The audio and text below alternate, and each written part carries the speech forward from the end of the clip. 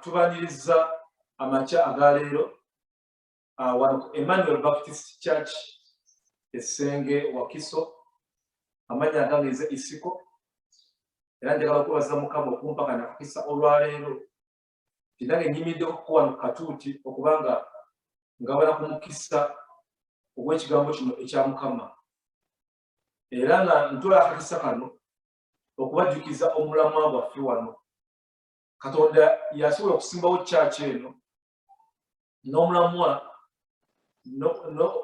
ogamba nti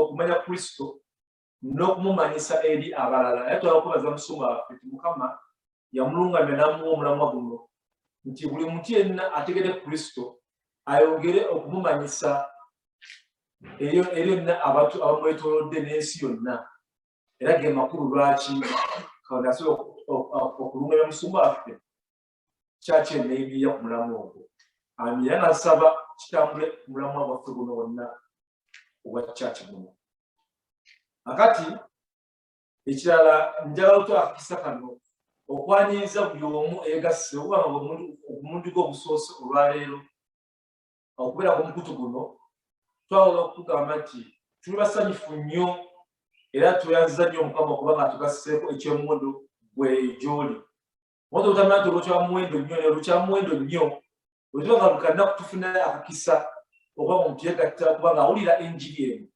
naba ng'aliisa omwoyo gwe ekyo nno kituzaamu nnyo amaanyi gye tuli ekirala kirala obajjukizaako nti okuva church bwe zaggalawo amakanisa gano ebintu byakyukamukko so enjiri yaffe eno ebeera nga ekwatiddwa ku butambi nga wendaba wano ne tukiteeka ku flash ne tukiteeka ne ku WhatsApp yaffe group ne ku mukutu ogwa YouTube n'olwekyo bw'obeera eyo ng'oyagala okuwuliriza ku njiri eno ebeera omugaso eri obulamu bwo n'okuba okulaakulana mu bintu bya Katonda bino ogenda n'onyigamu ku mukutu ogwa internet n'ogenda ku mukutu ogwa YouTube n'onyigamu EBC Senge ojasobola otufuna era nsaba mukama akulungamye nti oba ogendayo eyo n'oba olina obubaka bwagala okuyisa tusobola okubulaba ogeze ku YouTube bw'owandika waliwo ka commentary box awo mwonyigamu ebigambo byo byagala tulabe engeri ekikwasaganyamu n'engeri enjiri gyekuyisizaamu kituyamba nnyo n'obeera ku mukutu gwa WhatsApp bw'ofuna ekyenjawulo olwaddembe okukyogerako naffe ntugabana awamu ne tuba nga mukama atubulesinga amiina n'obulwadde bwa COVID sijja kubuleka mabega obulwadde buno bukyaliwo nnyo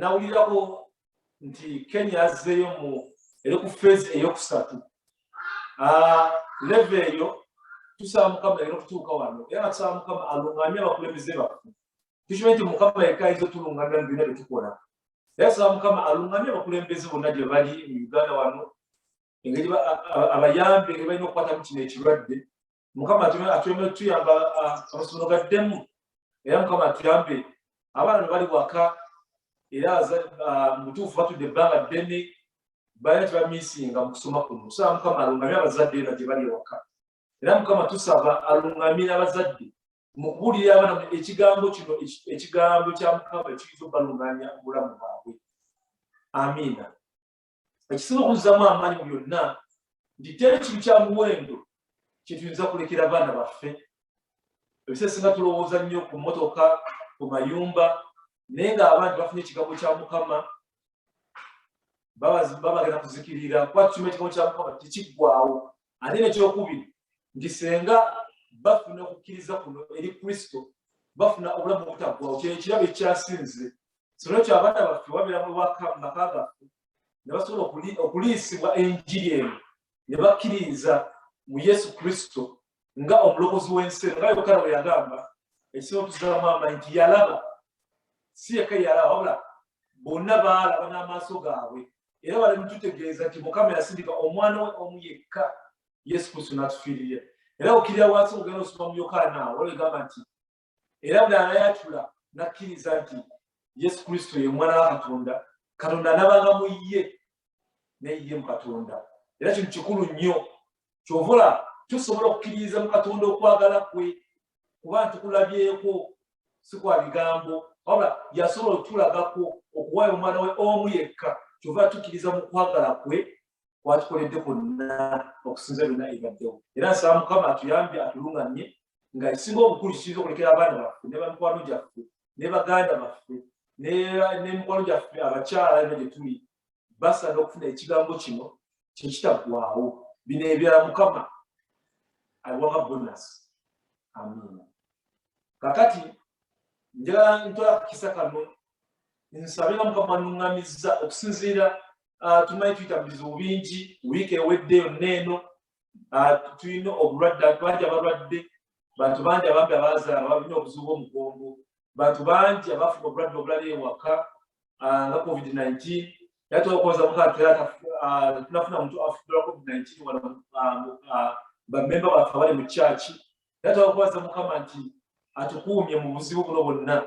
Twagala era tumanyi nti tuyise buzibu okunoonya ssente sente zituuse ekizibu naye twagala tukwasa Mukama mu byonna. Kansabe mu linnya lya Yesu. Mukama tukwebaza okuba nti otuluŋŋamizza mu biseera bino ebizibu Mukama. Tetusobola kukola bintu byonna n'amaanyi gaffe wadde n'akati ebiseera bisinga tumanyi tuwagana amaanyi gaffe Mukama naye tumanyi nti no Mukama igwe yekka ayinza otuyamba okuvvuunuka bino ebizibu byonna. Mukama sitaani atera okujja n'azingako ebifo bino ebyetolodde Mukama naye tumanyi ffe amaanyi gaffe tegasobola kulwanyisa sitaani w'amaanyi naye ate amaanyi go tegamanyi ga sitaani. So tusaba Mukama otuluŋŋamye tuyita mu kigambo ky'okulwanyisa sitaani so sina mikono gyaffe nakulwana kulwanyisa omulwanyisa neddamu. Tusaba tuyita mu kigambo kyo ekigambo kyewakozesa okutonda ensi n'okutonda ffe n'okukola buli kimu ekiriiko n'ensi ennungi yonna olikosa n'okukozesa ekigambo kyo. Naffe Mukama tusobola tukozesa ekigambo ky'Omukama tumanyi ekigambo kirina amaanyi si kigambo ngaetulaba ebigambo ebirala biri mu butabotabo. Eno ekigambo kirina amaanyi agatuwa okukkiriza mu ggwe Mukama n'otuwonya ekibi. Mukama tusaba nti obulamu bwaffe tubwesigame ku ggwe tugaanye kubanga twesigama ku bantu Mukama. Ebiseera ebisinga twerabira nti Mukama kyekiddukiro kyaffe era twasoma Zabbuli twakiraba. Mukama twagala okukkiriza nti gwe ekiddukiro kyaffe tetwagala kulowooza nti lwenti atubuze tuddukire w'omuntu Mukama. Tetwagala kulowooza nti emmere ebuze tuddukire w'abantu Mukama nedda.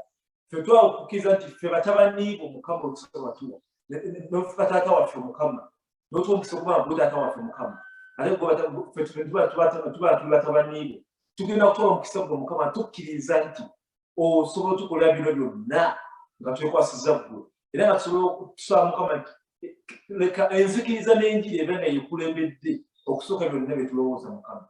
Nsaba Mukama nti bayise mu buzibu n'onnawi okuba bayise mu ndwadde ssente ebizibu byabonyaabonye ewaka Mukama. Tusaba Mukama oluŋŋamye osobola okuteeza abaana bano era misaba mu linnya erya Yesu. Amiina. Kati Mukama tumwebaza olw'essaala eyo gy'atukulembezzamu olunaku lwaleero. Mbanirizamu okubuulira kuno saavisi y'Oluganda era nga nsaba Mukama era gye muli nti leka ekigambo kya Mukama kibe nga kibeera mu bulamu bwo buli kanaku okuva ku Mande paka Sande egenda kubeera Sande yokka nti n'obeereyo obulamu bwo butambuza si kuba nti obutambuza bulungi lwa Sande. Leka tutambuze obulamu bwaffe ffenna gye tuli buli kanaku nga bulungi eri Mukama Kristo era Mukama atuyamba okwebuuzanga buli kye tukola Kristo kyayagala kyandibadde ekibuzo kyaffe mu bulamu bwaffe. Buli kye tukola sibati Kristo aliwo mabbali yaffe nga tuli wano anakikkiriza. Amiina. Eyo essaala yaffe. Kakati mbaniriza nti gatunagala mu kigambo kino kigenda okubuulirwa musumba waffe Bosco. Nsaba tugende mu luyimba zitugenda okuba tusinza awamu. Ennyimba zino zirimu ebigambo byensaba tufumitirize ebiyinza otuyamba okuba nga tukula embalaafe ekula mu Kristo buli kanaku. Era nga nsaba nti okuba enojja eri Kristo leka embalaafe ekyuke n'abantu balabe nti Katonda gwe tusinza wanjawulo era nga balaba n'ebibala ebiva mu kusinza Mukama ono. Amiina. Nsaba twegattire awamu tugende mu kusinza kuno okw'oluyimba. Amiina.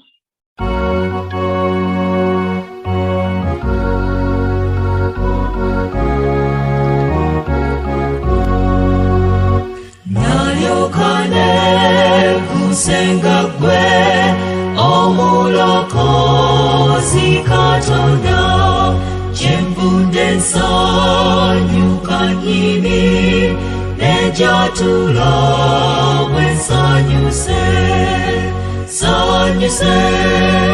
Sanyuse Yesu Yanaza Kebibi Yanjagaza Vyayagala Ansanyuse Nakuzanda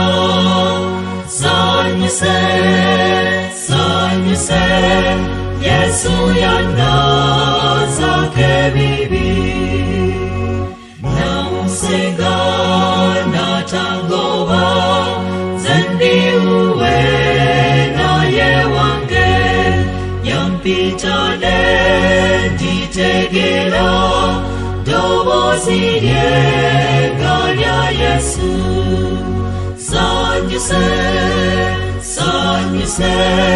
Yesu Yanaza Kebibi Yanjagaza Vyayagana Ansanyuse Nakuzana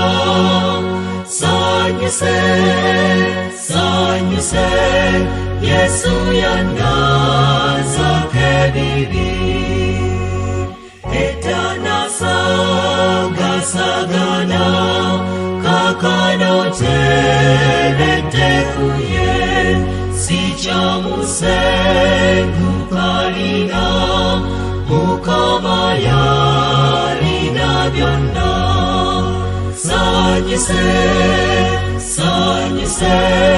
Yesu Yanaza Kebibi Yanjagaza Vyayagala Ansanyuse Nakuzana Sanyuse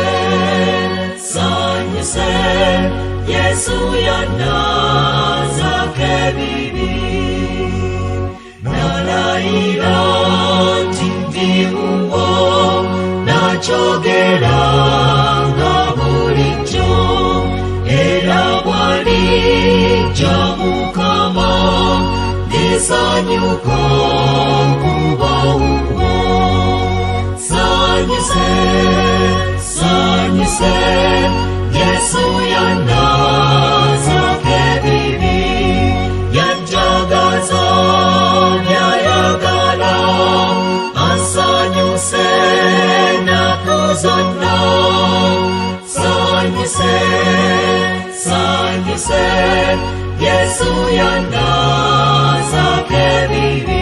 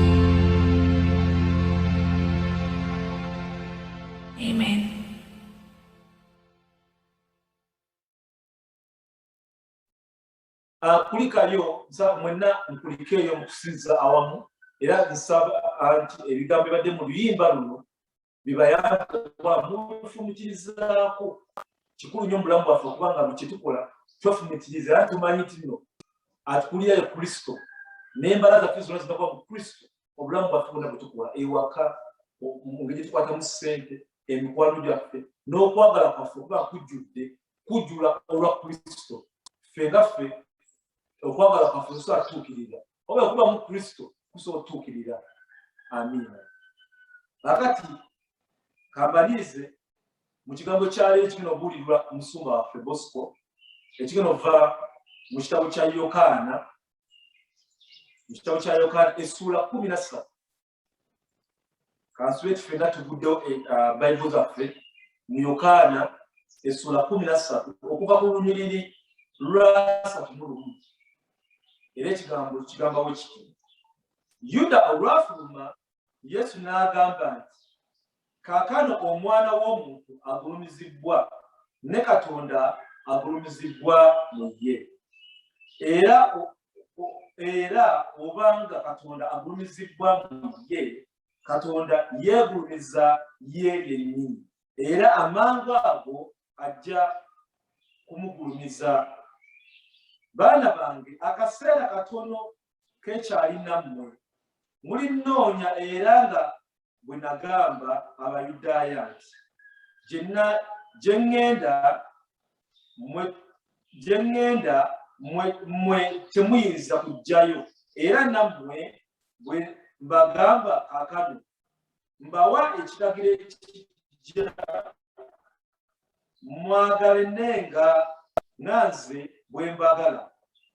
Bwe munaayagalananga abantu bonna bwe banaategeereranga nti muli bayigiriza bange. Awo Simoni Peetero n'amubuuza nti Mukama waffe olaga wa? Yesu n'amuddamu nti tosobola kugenda nange kaakano wabula olingoberera oluvannyuma. Peetero n'amubuuza nti Mukama wange lwaki siyinza kugoberera kaakano? Nawaayo obulamu bwange ku lulwo.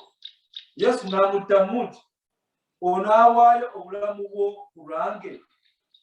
Ddala ddala nkugamba nti enkoko eneeba tenakookolima ononneegaana emirundi 3. Nakati nsaba Mukama alungane omusumba waffe nga wagenda mu kubuulira ekigambo kino naffe tugase mu bulamu bwaffe kigenda kukomaana mu kubuulirwa oba kigase obulamu bwaffe bwonna nga tugobera ku Yesu Kristo. Amiina. Neza mwenna abooluganda era nga ndi musanyufu nnyo okubeera nga ndi wamu nammwe newankubadde nga tumaze wiikisi 2 naye nga sinasobola kusenkana buli ssekinoomu mu kiseera ekitali kyawala kyemmanyi tujja kuba tusobola okusisinkana era n'okunyumyamu ffenna. Kansuubire nti Mukama abakozi bulungi kyetutaba era nga abayigiriza baffe Yosefu. Twebaza Mukama nti asobola omutuwa mu kaseera ako era nga asobodde okubeera ng'ayimirirawo mu kiseera kye tutabaddeewo, era nga mu sabbiiti eziyise okufumitiriza ku Zabbuli kansuubire era nga mbadde nsaba nti Mukama ayogere gye muli, asobole okuyigiriza era asobole okuwa n'obuvumu eri buli ssekinnoomu awuliriza, n'okuwa ebigambo ebituufu engeri ki gye tulina okubeera nga tumusabamu, engeri ki gye tuyinza okubeera nga tumusinzaamu, era nga tetuwulira nsonyi nga tuzze, era nga mbasi Zabbuli mukono gwammwe yonna w'oli funa akadde owulirize oba osome Zabbuli emu buli lunaku, nti ekuwe ebigambo by'oyinza okusaba nabyo era ekuyambeko okugamba nti ekiseera bw'obeera ng'olina kyeweemulugunyiza Mukama, tolowooza nti n'Omukama tayagala biwulira, kuba abawandiisi ba Zabbuli balaga okwemulugunya kungi ate era balaga n'obusungu obw'enjawulo bwe babeera nga boogera eri Katonda, era nga balina bye baagaliza abalabe baabwe abasinga bye tuyinza n'okutya okwogerako, naye nga kitulaga nti no baali bantu nga ffe era balina obusungu ng'obwaffe, era waalingawo embeera eyabanyigirizanga ne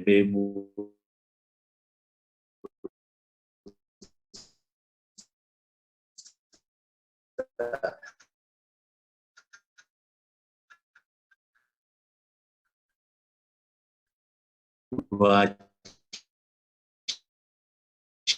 Mukama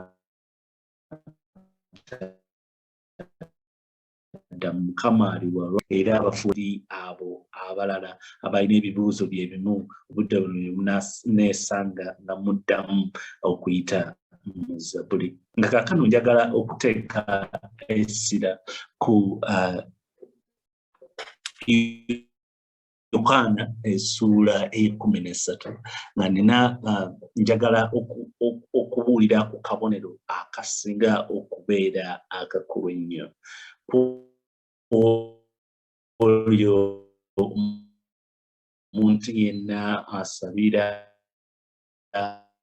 ku Emmanuel Baptist kufe, kiki ekigenda amalala oba naago agatali madiini, kiki ekigenda okuna nti ekituufu oli mugoberezi wa Kristo, ndi mugoberezi wa Kristo. Yokana 13:34 okutuuka ku 35 Yesu Kristo agamba bw'ati, etteeka erijja mbawa nti mwagalanenga nga bwe nabaagala mmwe, era nammwe mwagalanenga. Bonna kwe banaategeereranga nti muli bayigirizwa bange bwe munaabanga n'okwagala mwekka na mwekka, bwe munaabanga n'okwagalana mwekka na mwekka. Waliwo ebitundu nga 3 bye tufuna mu nnyiriri ezo ebbiri. Ekisooka, Yesu Kristo agamba nti okwagalana ffekka na ffekka teeka lijja oba teeka pya. Ekyokubiri nti atuwa ekyokulabirako, era agamba mu nnyo lwa 34 akatundu akokubiri nti nga bwe nabaagala mmwe nammwe mwagalanenga. Era ekitundu ekyokusatu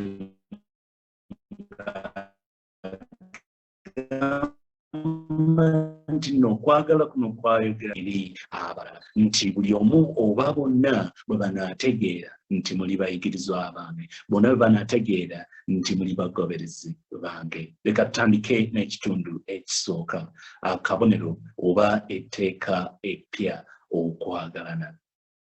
Ekibuuzo kyonna oyo awulira oba asomye ebigambo bino kyagenda okwebuuza kye nti Yesu bw'ayogera ku kwagala ategeeza ki?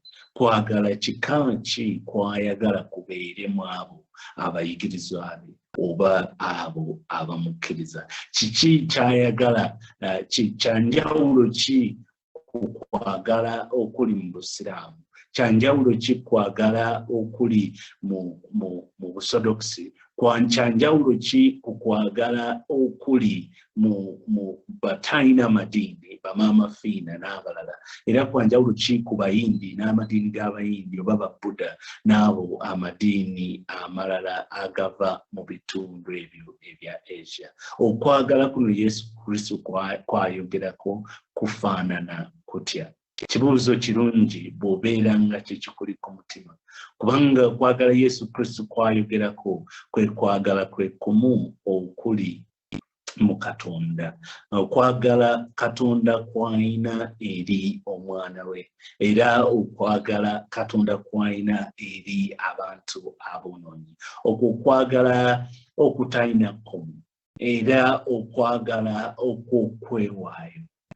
Mukama bwe yayagala ensi n'okuwaayo n'awaayo omwana we nti buli amukkiriza aleme okufa wabula abeere n'obulamu obutaggwaawo.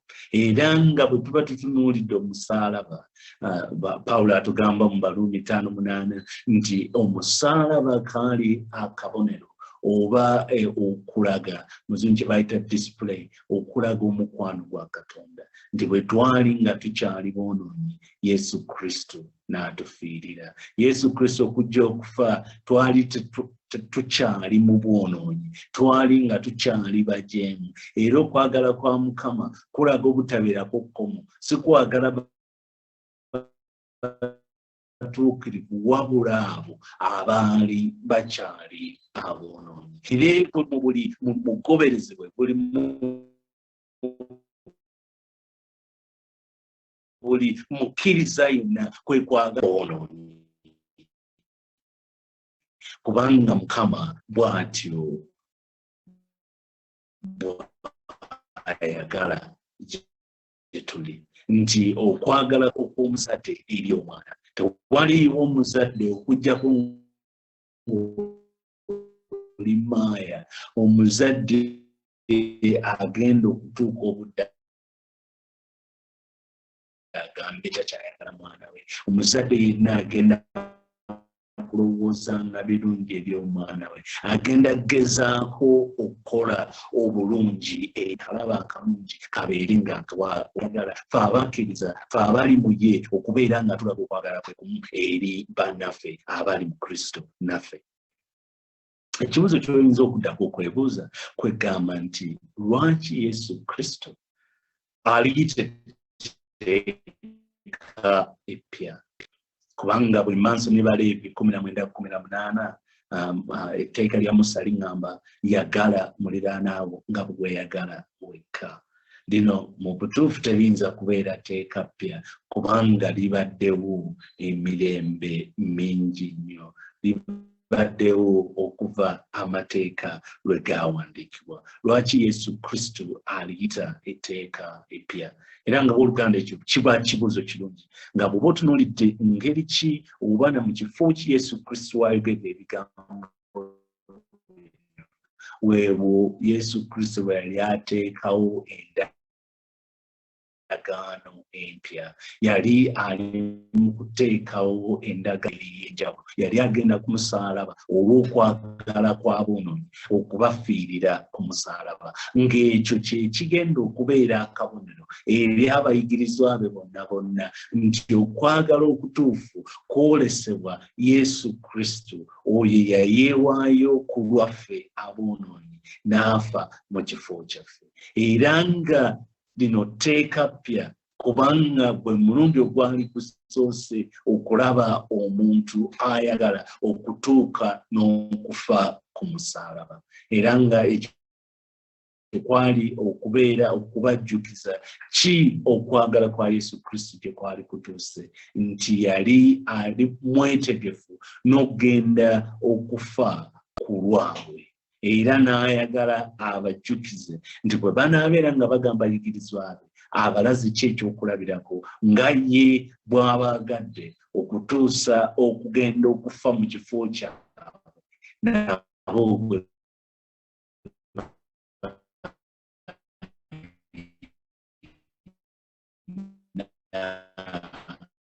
okwagala abalala. era Yokana eyokusatu nnyo 16 nti okwagala okutuufu nga Yesu Kristo bwe yeewaayo ku lwaffe naffe tulina okusadda oba okuwaayo obulamu bwaffe ku lw'abalala. Example naye era okugaali muffe tugenda kubeera nga yali mu kwagala muffe bwe tubeera nga twafa wamu ne Yesu Kristo bwe yava ku musaalaba nange nenfa nti ekitegeeza okuza mu Yesu Kristo ali munze ngenda kukola ebyo byerimu Yesu Kristo byakola oba Yesu Kristo byali mukolera abayigiriza babe. Lino teeka ppya kubanga liri mu Yesu Kristo era ng'alaga ekitundu ekipya ku kiki kitegeeza okwagala nga yeeyambula ebitiibwa bye okubeera nga yeewaayo ku lwabo aboonoonyi okubafiirira era n'okubaweereza olw'okwagala kwe okwali okungi gye tuli. Kino kituleeta ku kitundu ekyokubiri eri oyo yenna agenda okubuuza nti okwagala kuno kufaanana kutya. Yesu Kristo agamba okwagala kwe mulina okwagala muliraanwawo oba mu ngeri nga bwe nabaagala. Okwagala modo kyakulabirako gye tuli nga bwe tulina okwagala abalala. Tewaliwo omuntu agenda kuwakya kwekwasa nti simanyi ngeri ki gye nnina kwagala. Tutunuulire Yesu Kristo tufumitirize ku ngeri ki Yesu Kristo gy'atwagaddemu era tukyukire abalala tugambe engeri ki gye tugenda okubaagala y'engeri ki Kristo gy'atwagaddemu. Ngeri ki Kristo gy'atwagaddemu mu Luganda ky'oyinza okubuuza. Kristo yatwagala nga tukyali boonoonyi. Teyatwagala nga tufuuse batuukirivu wabula twali tukyajjudde empitambi ey'obwonoonyi. Ate si luli lwokka naye ne kaakano nga tukyabonaabona n'okwonoona ebiseera ebisinga nga tugamba lwaki tukyayonoona newankubadde nga tubadde mu Kristo emirembe emingi. Yesu Kristo atugamba nti mbaagala newankubadde nga mukya strugglinga newankubadde nga muyita mu mbeera enzibu newankubadde nga mufuba okulaba nga munsanyusa naye nga mulemererwa nsigala nkyakola ki? Nsigala nkyabaagala. Era Yesu Kristo okwagala kulagibwa nti bwe twali aboonoonyi tusonyiwa ebibi byaffe. Bwe batukola obubi nga Yesu Kristo bwe yatusonyiwa naffe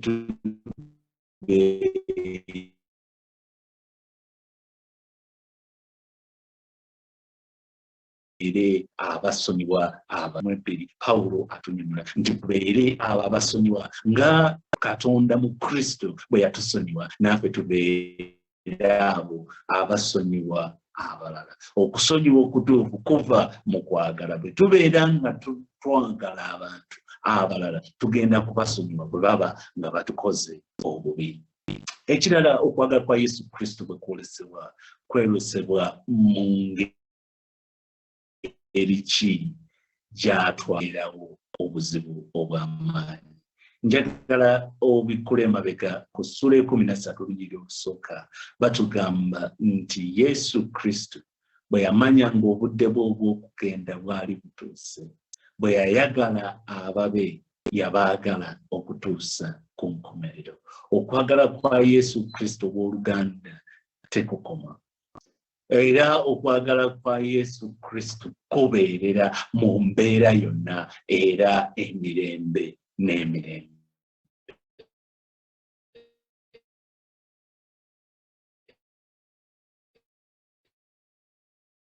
Abo bonna abatundu oba tabaagalako nga tabaagala kubanga be basinga okujumbira okumuweereza. Abakristo abaagala awatali kakwekkulizo konna era tabaagala lumuluka naye mu bulamu ne mu kufa Kristo abeera wamu naye nabo. Bwe babeera nga bayita mu kisikiza eky'olumbe abeera nabo. Bwe babeera nga batambulira mu bujeemu abeera nabo. Bwe babeera mu mbeera yonna Yesu Kristo abeera nabo. Mu ssuula y'e13 ya Yokana tulaba nti Yesu Kristo yali agenda kuyita mu kugezesebwa okw'amaanyi kubanga okufa kwali kumulindiridde. Ate mu kaseera ako Yesu Kristo yali amaze okukitegeera nti n'omwoyo omuli gwali guyingidde Yudas Iscariot nga gugenda okumuleetera okumulyamu kwe, naye teyakyusa ngeri ki yali agenda tunulira abayigiriza be. Era ne Judas yennyini yali wamu naye ku sowaani yemu. Okwagala kwa Yesu Kristo si kwa byekwaso. Tatuukako budde n'agamba akati omutima gwange gujjudde obusungu olw'abo be mbadde njagala okubeera nga bandiddemu olukwe, kati obudde bunene ngenda kusigala nzekka, sikyalina muntu gwe ngenda kubeera nga ntunuulira. Nedda, Yesu Kristo okwagala kubeerera emirembe n'emirembe. Atwagala mu bulamu buno, atwagala mu biseera eby'okwesiima, atwagala mu biseera eby'obwavu, mu biseera eby'obulamu ne mu biseera eby'obulwadde. Yesu Kristo okwagala kwe kubeerera emirembe n'emirembe. Kwa njawulo eri abantu abalala nti bwe tubeera nga tuyita mu buzibu ogenda okulabira ne mukwano gwo era ani akwagala. Mu kiseera ekyo bwe tutunuulira ne tumanya nti ono bulijjo aŋŋamba mukwano gwange, naye bwe ntuuse mu buzibu yasoose okudduka. Yesu Kristo tagenda kudduka nga tuli muzibu, agenda kubeerawo. Ate naye bw'abeera ng'ali mu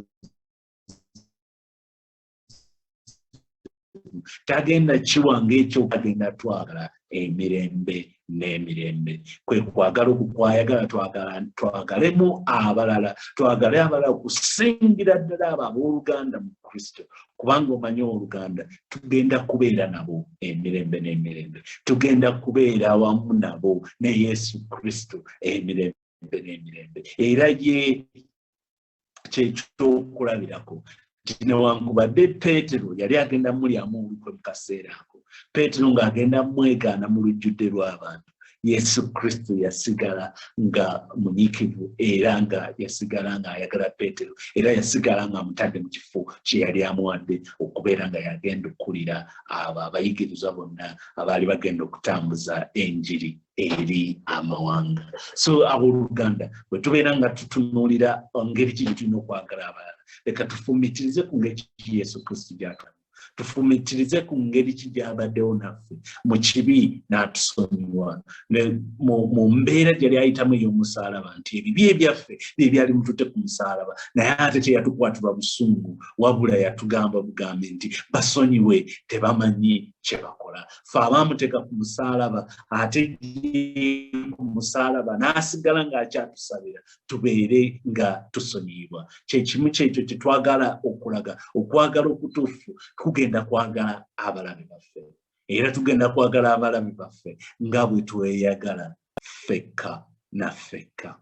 Bwe tugenda kwagala abo abatatwagala nga bwe tweyagala ffekka na ffekka. Era okwagala okula Yesu Kristo kwatulaga kwe kwagala okwa ssaddaaka, nti Yesu Kristo yali mwetegefu olw'omukwano gwe gye tuli okubeera nga yeewaayo okufa ku musaalaba. Njagala otunuulire olunyiriri olwokusatu olw'essuula ey'e13 nti Yesu Kristo yamanya nti buli kimu kyonna kimuweereddwa Kitaawe, buli kimu ekiri ku nsi, ekiri mu ggulu ne wansi w'ensi, nti obuyinza bwonna bwali bumuweereddwa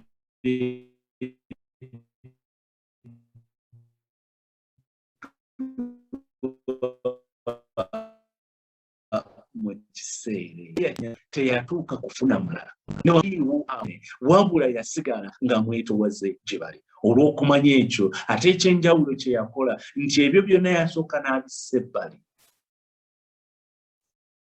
n'akwata tawulo okunaaza abalala.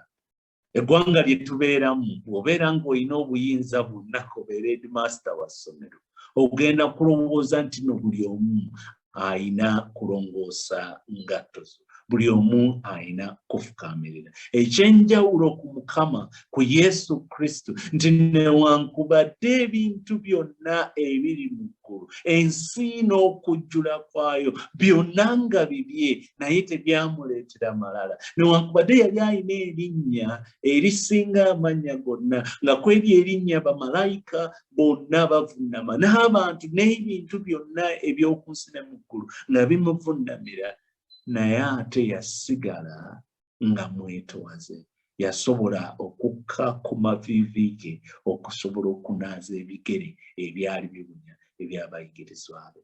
Tulina bingi ebyokuyiga ng'abakulembeze, tulina bingi ebyokuyiga ng'abo abeeyita abagoberezi ba Kristo nti okwagala Kristo kwayogerako kwa ssaddaaka. Bwe tuba nga tunaayagala nga Yesu Kristo bw'ayagala, leka tutunule tufumiitirize ku ngeri ki bwe tuba tusoma enjiri zino ennya Yesu Kristo alaga atya okwagala kwe gye tuli, naffe tubeereko n'ekyokuyiga eky'amaanyi. Yaleka entebe kitaawe gye yamuwa waggulu mu ggulu, n'akka ku nsi mu kyeyagalire, n'ajja n'ekisa ekitaggwaawo era byonna obuyinza n'ebijoowoowo n'amaanyi gonna n'agassa ebbali n'afa mu bunafu obw'amaanyi. Okufa ok'omusaalaba, okufa okwali kulina okufiibwa abo abalidde mu nsi yaabwe olukwe, abo abaali bamanyiddwa mu Baroomi nti tebakyayi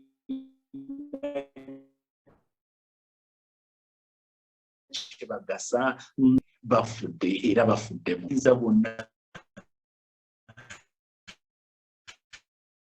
naye yatuuka obudde n'awula okulokola nze komo ly'okwagala kwe nti kwatuuka n'okuteeka wansi muzungu kye bagamba lay down his life, n'awaayo obulamu bwe n'agwa ku ttaka ku lulwo ku lwange, n'avumwa n'awandirwa amalusu n'afujjirwa amalusu ku lulwo ku lwange olw'ekibi kyo n'ekibi kyange. Era bwe tulina okubeera nga tumuyigirako ngeri ki gye tulina okwagala. Yesu Kristo teyakoma kuwaayo ssaddaaka wabula yayeefuula omuddu. Bwe tuba nga tutunuulira olunyiriri olwokuna okutuuka ku lwokutaano batugamba nti n'ava ku mmere ne yeggyako omunagiro gwe, n'addira ekiremba ne yeesiba ekinywa, n'alyoka addira amazzi n'agateeka mu kibya n'atandika okunaaza abayigirizwa ebigere n'okubisiimuuza ekiremba kye kye yali yeesibye. Yesu Kristo akola mu kino mu nsi eyo mu gwe yali akola bwe gwakolebwanga abaddu. Abaddu bwe baabeeranga nga bali mu maka agamu ne wajja abagenyi, omulemo gwabwe gwali nga gwa kunaaza bigere. Ne tunuulira Katonda mwene oyo afuga ensi n'eggulu n'ebyo byonna eby'oku nsi n'ebyo byonna eby'omu ggulu. Oyo bamalayika gwe bavunnamira yakwata ekiremba n'akwata amazzi n'agajjuza mu bensini n'agenda n'anaaza ebigere ne yeefuula omuddu. Marko 10:45 atugamba nti Yesu Kristo teyajja kuweerezebwa wabula yajja okuweereza n'okuwaayo obulamu bwe ng'omutango ku lwaffe. Era nga bingi bye tulina okumuyigirako bwe tubeera nga Yesu Kristo kyekyokulabirako, kye example gye tuli, tulina okulaba ngeri ki gye yeewaayo, ssaddaaka ki gye yakola, ngeri ki gye yaweerezaamu, ffe tuyige era tukole ekyo Yesu Kristo kye yakola. Era awo bw'ava mu kitundu kyaffe ekyokusatu era ekisembayo n'agamba ke kagenda okubeera akabonero era kye kigenda okubeera obujulizi eri abo bonna bamanye nti muli bayigirizwa bange. Abayigirizwa ba Yesu Kristo baali tebalina kumanyibwa kubanga balina amalala, baali tebalina kumanyibwa kubanga bajjudde amajoowoowo. Abayigirizwa ba Yesu Kristo balina kumanyibwa kubanga balina okwagalana bokka na bokka. Era mu kkanisa yonna erimu Yesu Kristo n'Omwoyo Mutukuvu, eyo ekkanisa egenda kubeera ng'emanyiddwa kubanga eyagala abo abababeeramu. Kyekintu kyenkaabirira buli kaseera. Emmanuel Baptist Church Senge ebeere nga kkanisa emanyiddwa nti abo ababeeramu baagalana, abo ababeeramu beekyalira, abo ababeeramu newankubadde baagala okutereeza bannaabwe abali mu nsobi naye tebabeeraawo ne baboogerako bubi eri abalala. Amawanga n'abo abatamanyi Kristo bwe balaba ngeri ki gye tukwataganamu nga tebasobola twawula oba tuli ba Luganda ba musaayi, ekyo kye kigenda okulaga nti ekituufu tuli baana ba Kristo. Ng'ensonga lwaki tugenda kwagalana bwe tutyo abooluganda, kubanga tulina ekintu kimu ekitugatta. Omusaayi gwa Kristo gutugatta okubeera mu mubiri gumu. Kristo yafa ku lwange ne ku lulwo. Kristo yafa ku lwa muganda wo, era Kristo yafa ku lwaffe ffenna. Tubeere muntu omu. Abooluganda, njagala nnyo okubajjukiza ekibi bwe kyajja ku nsi mu kitabo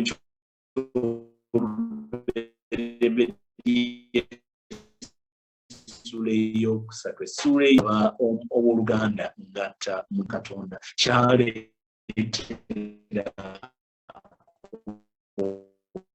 obuteeyagala eri abooluganda, era ng'ekyo Yesu bwe kiba ekigenda okuddako okugenda okubeera okwagalana eri abo abaali tebakolagana. Era bwe tubeera nga tukuŋŋaanye mu kkanisa ne tulaba nti no tewakyaliwo mawanga, tewaliwo Munyankole,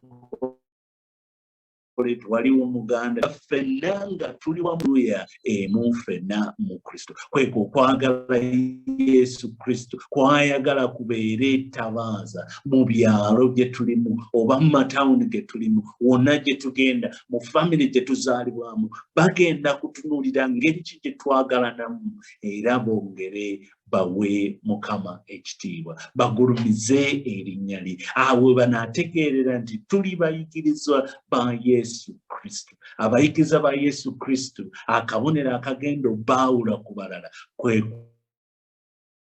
kwagalana kwe bagenda okubeera nako. Oluyimba olumu lutera okuwulira abamu lwe bayimba nti ebbanja lye tulina erisinga obungi lyakwagalana. Ebbanja lye tusinga okubeera nalyo eryo eddene nnyo lyakwagalana. Tulina okwagalana nga ekiseera kyonna, okubeeranga nga tusonyiwa abo batukola obubi, era n'okubeera nga tubeera abagumiikiriza eri abo abatukola obubi, oba abo be tulaba nga tebannayiga, tubeere bagumiikiriza, tubeere nga tusabirangana, tusabe ekisa Mukama atuyambe tusobole okwagala abo abakifuula ekizibu nnyo okubeera nga tubaagala. Era Mukama atuwe okufumiitiriza ennyo nti tewaliwo kikulu kye tusinga muntu mulala, wabula ffenna kye tulina twaweebwa kyabuweebwa. Kisa kya Mukama kyatufuula kye tuli, era tuleme kumera malala, wabula tukke wansi tufuuke abaddu b'abalala, tuweereze abalala nga Yesu Kristo bwe yeewaayo n'aweereza abalala, n'anaaza ebigere ebyali tebiwunya. Bwe tubeera ebyali biwunya, bwe tubeera nga tuli mu Kristo, nga Kristo gwe mutwe, nga ffe kitundutundu ku mubiri gwa Kristo, tulina okulaga kyekimu omutwe gwe kikola. Kristo bw'abeera nga ye Mukama waffe, nga yasse wansi n'afuuka omuddo okunaaza ebigere, ate ffe baani? Gwani agenda okugamba nti no togenda kukka wansi kuweereza balala? Kansabe Mukama abawe amagezi, era Mukama abawe obwetowaze, Mukama abawe ekisa musobole okwenenya. Bw'obeera nga waliwo embeera gy'obadde oyitamu, ng'embeera ekuleetedde amalala, Mukama akuleetere okusobola okwenenya era okusobola okuddizibwa obujja. Osabe ekisa akusobozese okwetowaaza eri abalala era n'okwetondera abo buyisizza obubi, era Mukama ayongere okuwa omukisa okukuza mu mwoyo era n'okuleetera okumwenyumirizangamu emirembe n'emirembe. Mukama abawe omukisa era abawe ssabbiiti ennungi. Amiina.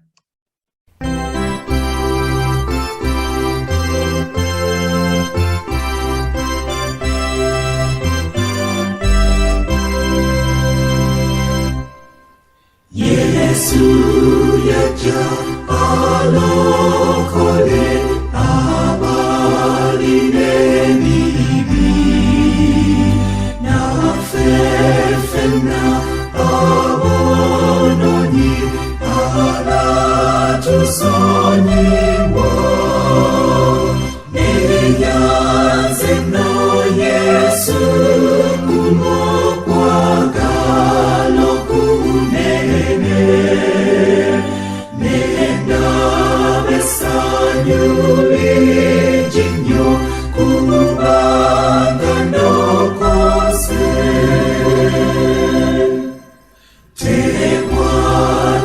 Bikira musai ogusinga byonna tewalibwatayiza ye okulongosa ennyo neyanze no Yesu kumwokwagala okunene nendaba essanyu lingi nnyo kubanga nokose tetuyinza ffe okwetusa mu ggulu n'akamu mu kifo ekyo mulituuka abatukirivu neyanze no Yesu kumwokwagala okunene nendaba essanyu lingi nnyo kubanga nokose naye bwe tumukkiriza Yesu mulokozi atuwa